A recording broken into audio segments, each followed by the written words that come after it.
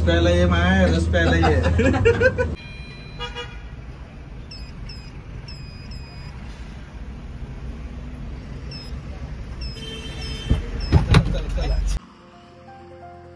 तर नमस्कार मित्रांनो, जे आपण म्हटलं होतं की लवकरच आपण एखादा ट्रिप किंवा ट्रेकचा व्हिडिओ लवकरच आपल्या चॅनलवरती पोस्ट करणार आहोत आणि तो दिवस आलेला आहे आणि आपण जातो एका ट्रिपला, नवीन ट्रिपला.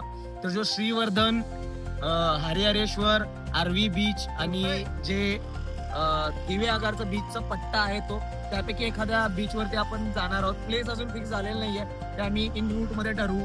बघूयात मित्रांची काय इच्छा असेल त्यानुसार आपण इकडे जाऊयात आणि स्टे ट्यून तोपर्यंत. चला.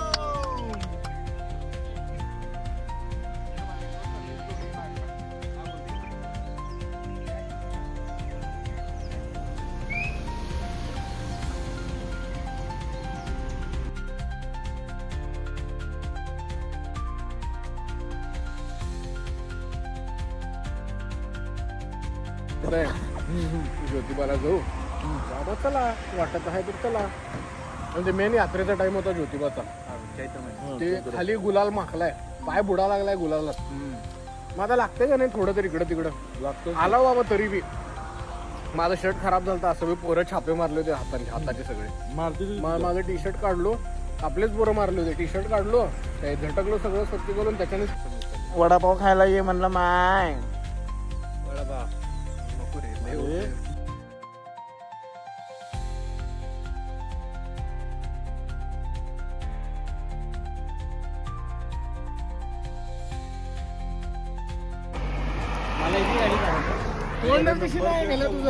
गाडी चालवली तुला पण देत नाही रे.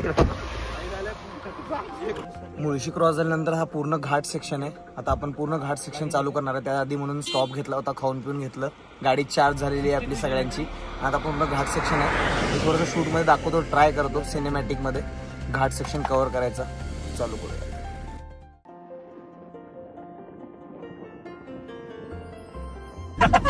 आणि काय म्हणून अजून ते समर चिट्टे होता ना सोबत, याचा तर भाऊ म्हणला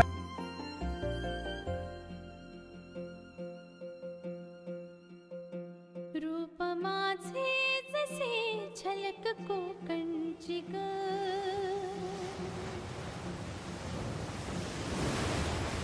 आपण मानगाव तालुक्यातील निजामपूर या गावी आलेलो आहे. इथं छोटंसं गाव आहे. इथून 30 किलोमीटर वरती रायगड आणि 57 किलोमीटर दिवे आगार आणि बाकी श्रीवर्धन वगैरे जे बीच आहेत ना, ते इथून 57-58 किलोमीटर असते.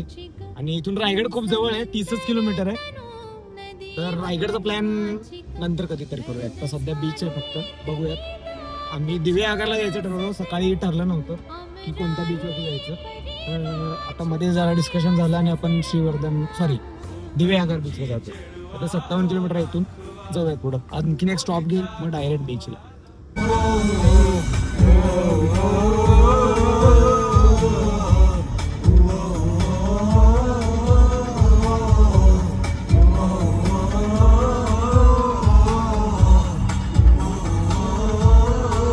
क्यों आजकल नींद कम ख्वाब ज्यादा है, लगता खुदा का कोई नेक इरादा है. लगता फकीर आज दिल शहजादा है, लगता खुदा का कोई नेक इरादा है. क्या मुझे प्यार है या ऐसा खुमार है, क्या मुझे प्यार है या ऐसा खुमार है.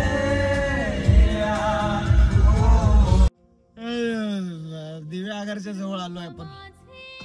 इथून 1 किलोमीटर 2 किलोमीटर वरती आहे तो बीच. आता आपण महत्वाचं सामान घेण्यासाठी थांबलेलो आहे. थंड पेय घेण्यात येतील आणि इथून जायचं मग बीचला. एक्सायटेड आहे मी, पहिल्यांदा आलो कारण. आणि मेन म्हणजे ड्राईव्ह करत आलो, कारण की याच्या आधी जेवढ्या वेळा पण या साईडचे तामिळ घाटातल्या ट्रेक झाले वरच्या साईडला. मग आता एक काम करू, आणि बीचला जाऊ, रूम बिम फिक्स करू, सामान ठेवू, स्टॉक हा. मग त्यांना सांगू काय विषय आहे, विचारू. अडचणीची परिस्थिती आहे, हलाखीची परिस्थिती आहे. इथं मेन महत्वाचं जे ट्रिपचं इथं रेंज येते भाऊ, रेंज येते इथं, रेंज आहे इथं. रेंज आहे. आमचं महत्वाचं कन्व्हर्सेशन चाललंय तुझं काय पाहिजे. हा तर एकदम हालाकीची परिस्थिती आहे इथं. जे वाटलं होतं त्या माणसाला मित्राच्या सांगण्याप्रमाणे वाटणार आहे. ते इथे नाहीये. इथे पण एका चांगल्या माणसाने योग्य अशी माहिती दिलेली आहे. तिथून 15 मिनिटावरती आम्ही आमच्या गाडीत बसून दिव्यागरला चाललोय. तुम्ही तुमच्या गाडीत बसून दिव्यागरला जा. आणि ज्यांना ट्रिपला जायचं नसेल त्यांनी जागेवर डिलीट मारा. आणि ज्यांना ट्रिपला जायचं असेल त्यांनी आवर्जून हा व्हिडिओ बघा. काय म्हणणं आहे सर? 4दा एकदाच सांगा दिव्यागरला चाललो, दिव्यागरला चाललो. मग कळायला पाहिजे ना दिव्यागरला चाललं. पोरं अशा हकतेत. ही गोष्ट इग्नोर करा. श्रीवर्धन दाखवलंय पण आम्ही दिव्यागरला चाललो. असा विषय एकंदरीत. नाग्याला रायगडला सोडा बसला पहिला.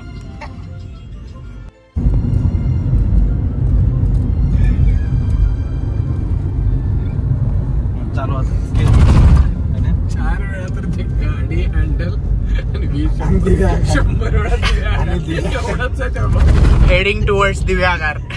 दिव्यागर. माती परी माझे डोळे जणू खोल हिरवी दरी, लाल माझे हे गाल लाल माती परी माझे डोळे जणू खोल हिरवी दरी, ओठ माझे गुलाबी रतांबे सजना, चाल पाहून माझे भाळ थांबे सजना.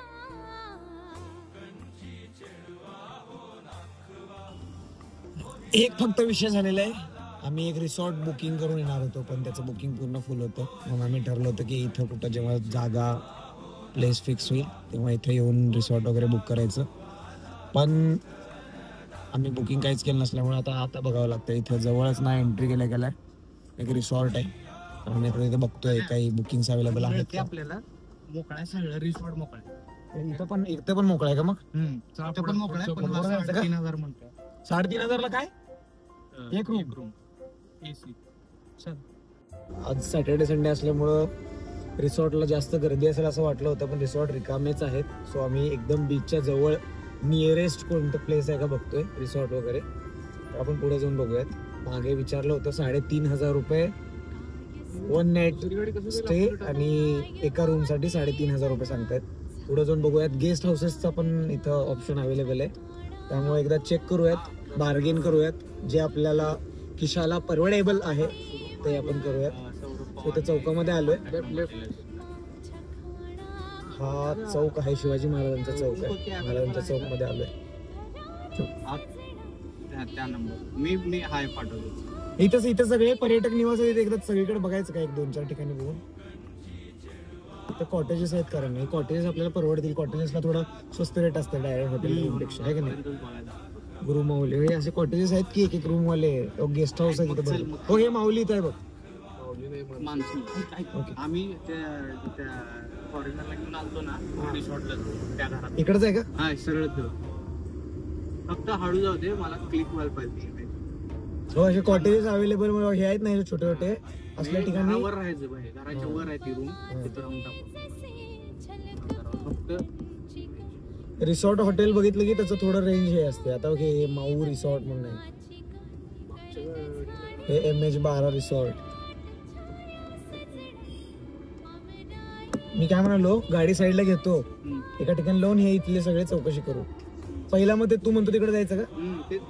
झाडाखाली थांबवता येणार रोड लहान आहे ना मागच्या गाड्या. हे बाजूला घरा पुढे कुठे आहे शुभे? ते झाडाखाली लाव. इथं आपण उतरून जाऊ. इथे लावू का गाडी? हा त्याला इथं लावतो. आत लाव. इथं मोकळीच जागा लाव ना. पार्किंगला जागा मिळाली बाबा. हेच दगड बिगडत बाजूला. या इथं आतमध्ये आला ना दिव्यागर जवळ मागे शिवाजी महाराजांचा चौक आहे. तिथून लेफ्ट मारल्यानंतर हा असा छोटासा बोळ आहे आणि या बोळामध्ये ना असे सगळे जवळ जवळ जवळ जवळ असे सगळे कॉटेजेस आहेत. होमस्टे आणि कॉटेजेस आहेत आणि रिसॉर्ट पण आहेत काही मोठे छोटे लहान आणि गेस्ट हाऊसेस आहेत. होमस्टे आहेत. तर आपण इथे एकदा चेक करूयात. सगळीकडे आता आम्ही 5 जण आहे. आम्ही स्प्लिट होतो. प्रत्येक जण वेगळ्या वेगळ्या ठिकाणी जाऊन रेट चेक करतो आणि जे एकदम ओके वाटेल तो वाला बघूयात. चांगला व्ह्यू पॉईंट किंवा ॲटलिस्ट जवळ असेल तो, म्हणजे वॉकिंग डिस्टन्सवरती. इथून आता गाडी आता प्रत्येक वेळेस घेऊन बाहेर पडणं तर परवडणार नाही आहे, तर त्यापेक्षा आपण गाडी एका ठिकाणी पार्क करूयात आणि इथून आपल्याला जाता येईल या हिशोबाने करू. इकडेच बघा ना, नंबर असेल ना बाहेर तिथं, फोन करू ना त्यालाच कॉल आला बघा. घर बंद आहे तरी आम्ही सगळे मुंबईला तिथं कोण नाही आहे.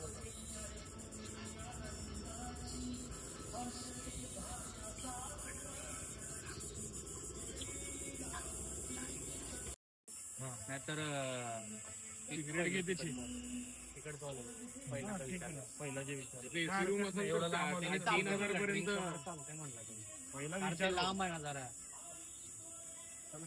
तुझं काय मत आहे निकू भैया? तुझं काय मत आहे याच्यावर? मत काय नाही, ते एक ऑप्शन आहे ते घेऊन टाकू. त्याला काय करतो, आपल्याला दिवेघरला जायचं. मग दिव्याघरमध्ये आला की आता किती वेळा जातो? आलोय बाबा मी दिव्याघर मध्ये आलो. 3-4 रूम्स वगैरे चेक केल्या, AC रूम आणि डॉर्मेटरीसाठी, कारण की 5 जणांसाठी हॉलच एकदम ओके असेल. एकत्र पण राहता येईल, कारण की रूम जर केल्या मुलांमध्ये तर सगळेजण एकाच रूममध्ये बसणार, परत एन्जॉयमेंटसाठी हे, म्हणून आम्ही डॉर्मेटरी जास्त चेक करतोय. पण त्या डॉर्मेटरीचा रेट थोडा जास्त आहे चांगल्यावाल्या रिसॉर्टसाठी. 8,000 ते 10,000 रुपये एका नाईटसाठीचे एका डॉर्मेटरीचा रेट आहे या साईडला. मला एक होमस्टे भेटला चांगलावाला, जो एकदम स्वस्त आहे. 3-3,500 रुपये डॉर्मेटरीसाठी देत आहेत ते, पण ती नॉन AC रूम आहे. सो इथे ऑलरेडी ह्युमिडिटीमुळे गरमी भरपूर आहे, तर चेक करतो आम्ही अजून. नाही म्हणला ना अलाउड तर नाही, शेवटचा आहे म्हणला की अवेलेबल. गाड्या बाहेर पडायला तिच्या, सॉरी त्याच्या आधी केलेलं फोन त्याला आधी केलेलं. बाई डिलीट कर बाई डिलीट कर. MS12 पुढे इथे गेल्यावर लेफ्ट साईडला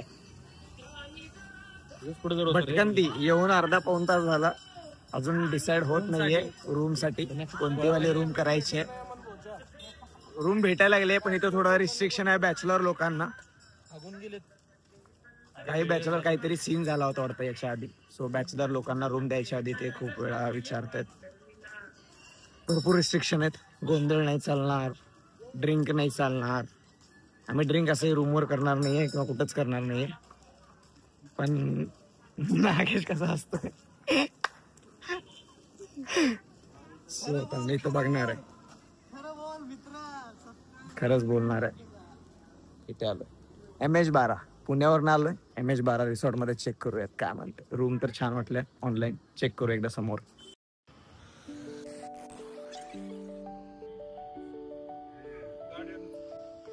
कुठं लावायची पण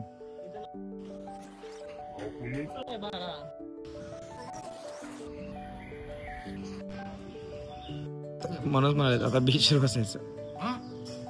असल्या उन्हात उघड्यावर नाही, आता इथं खाऊन घेऊ की काय तर, आणि इथेच बसू बाजूला.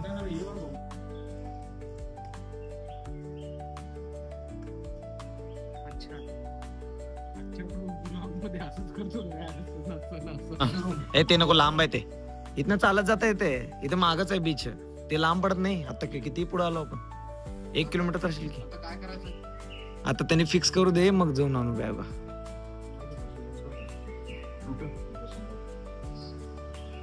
स्विमिंग पूल आणि भारीवाले कसलं सांगाले 8,000 आणि 8,500 9,000 म्हणले मगाशी. तेवढा रेट आहे तसं. सेपरेट स्विमिंग पूलचं घ्यायचं 8-9 एक डन होतं एकदम. गोव्यात कलिंगुटेच्या शेजारी 1,700 रुपये 1,800 रुपये रूम घेतात फक्त, आणि हे काय दिव्याघरला इथं रूम असतंय. इथं बी आहेत की 1,500ला रूम असतं म्हणजे तसंच भे. वन डे स्टेला हे 8,500 म्हणलं तर लई महाग झालं. फोन पे विचार थे उन्हें, हाँ बोले थे. एकदम अच्छा कैंसिल कैसा क्या हुए? अरे फोन वरती विचारावरती हा बोले थे वो. काय आता काय नाही म्हणले, आता कुठं काय म्हणले, हाच म्हणले काय नाही म्हणले. देता बोले थे ना वो. अरे नाही, रूम मध्ये मॅट्रेसेस ऍड करून देतो म्हणले होते त्यांनी. हा बोले उनको नहीं बोले ऐसे कैसे जमिनीवरती बसले का क्या हम? फणस बघ, फणस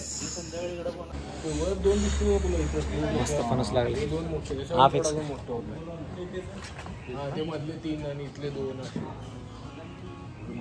कापताना बी लई घाण लागते. त्यांनी करायला लागले की रूम फिक्स?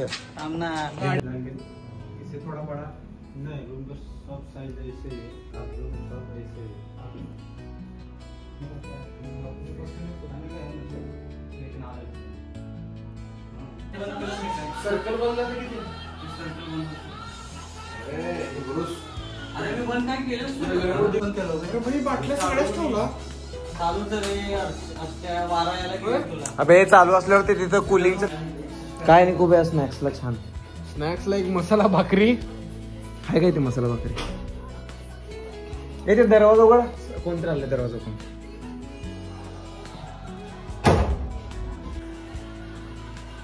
स्नॅक्सच नाही आता नाही इथं.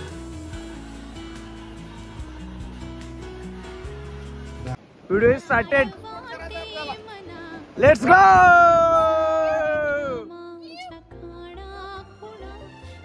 हे पोळाले बे.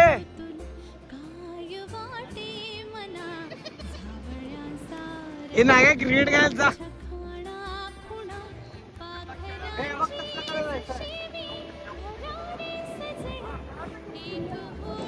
हाय गाईज, बीच वरती आलोय आपण.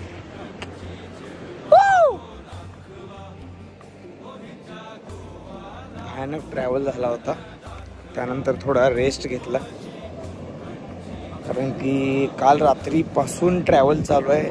आज सकाळी पुण्यातून निघालो, दुपारी पोचलो आणि आपण आत्ता फायनली बीचवरती आलोय कारण की संध्याकाळचं आपल्याला सनसेट बघायचं आहे. आणि हे आहे दिव्यागारचा बीच. चला मग थोडासा एक्सप्लोअर करूयात. मी तुम्हाला पण दाखवतो जमेल इतकं. इथं आहेत थोडेसे बीचवरती.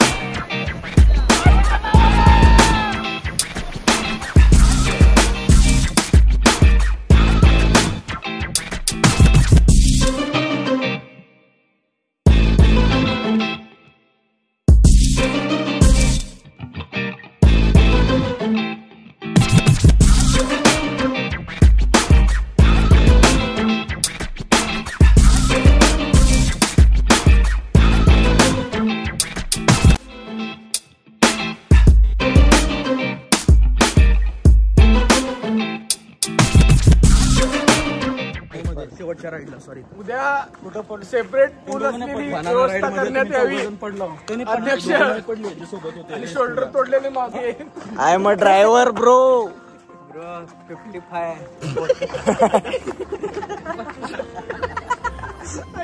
कसं पडला का पहिला तिघाला पोहायला येते. नागे कुठं दिसत नाही मला. आई घातली म्हणलो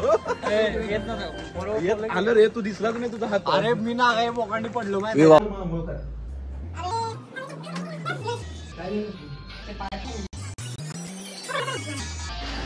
तर अशा तऱ्हेने हा आमचा दिव्यागरचा पहिला दिवस एकदम मस्त भारी आणि एन्जॉयमेंटवाला राहिला. आणि हा दिवस इथेच संपवून आम्ही खानावळीमध्ये जेवण करून थोडंसं रेस्ट करतो आहे आणि गावाकडची कोकणची वाईब एन्जॉय करतो आहे. पुन्हा भेटूया नेक्स्ट ब्लॉगमध्ये पुढच्या कोणत्या तरी बीचवरती.